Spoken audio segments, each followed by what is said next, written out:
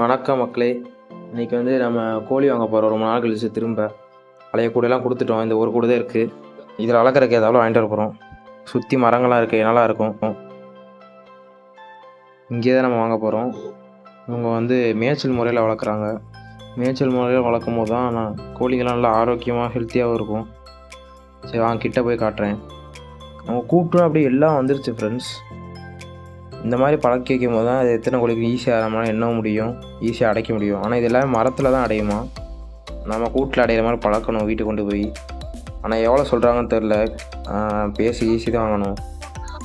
பேசியாச்சு ஃப்ரெண்ட்ஸ். இப்போதைக்கு 4 தான் வாங்க போகிறோம். 1100 ஒன்று வந்து 600 ஜோடி, இன்னொன்று வந்து 500 ஜோடி. கூப்பிட்டோன்னே எப்படி வருதுன்னு பாருங்கள். அப்படியே இறைய போட்டு பிடிச்சிருவாங்க.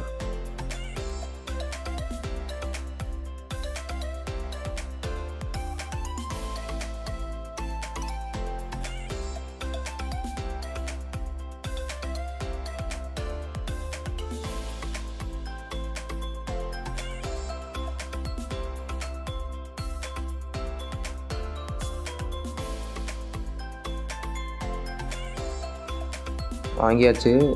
2 சிறுவிட கோழி, ஒரு பெருவிட சேவை, அதோட இதிலே வந்த ஒரு கோழி. சரி நம்ம எடுத்துகிட்டு போய் வீட்டுக்கு கொண்டு போயிடுவோம். இங்கே பாருங்க, இங்கே வந்து நாய் வளர்க்குறாங்க. ஏன்னா எங்கள் வெட்ட வழி வளர்க்குறனால கீரிப்பில் தொல்லைலாம் இருக்கும். அதுக்காக 3 நாய் வளர்க்குறாங்க. ஸ்பின்ச்சர்ஸ்லாம் வச்சுருக்காங்க பாருங்கள். சரி நம்ம வீட்டுக்கு போயிடலாம். நம்ம இப்போ வீட்டுக்கு வந்தாச்சு. கூடை ரெடி பண்ணி போட்டுற வேண்டியதான். அதே மாதிரி இன்னொரு கூடை வந்து எங்கள் அப்பா தான் கிடக்கு, அதையும் எடுத்துகிட்டு வரணும்.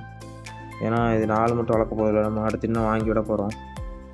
இப்போதைக்கு பழைய சோறு போட்டு வைக்கிறோம். இந்த மாதிரி வெயில் காலத்தில் பழைய சோறு கொடுங்க, நல்லது. இதில் இருக்குது இந்த 4 தான்.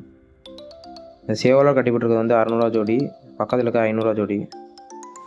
சோத்தை போட்டோன்னு எப்படி சரசரசன்னு திங்கிதுன்னு. இதெல்லாம் மேய்ச்சல் முறைக்கு ஏற்ற கோழி, பியூர் நாட்டுக்கோழி. எனக்கு தெரிஞ்சு நீங்கள் போய் சந்தையில் வாங்குறது, இந்த பைக்கில் வரவங்கள்ட்ட வாங்குறத விட நேரில் போய் வீட்டில் பார்த்து வாங்குறது நல்லது.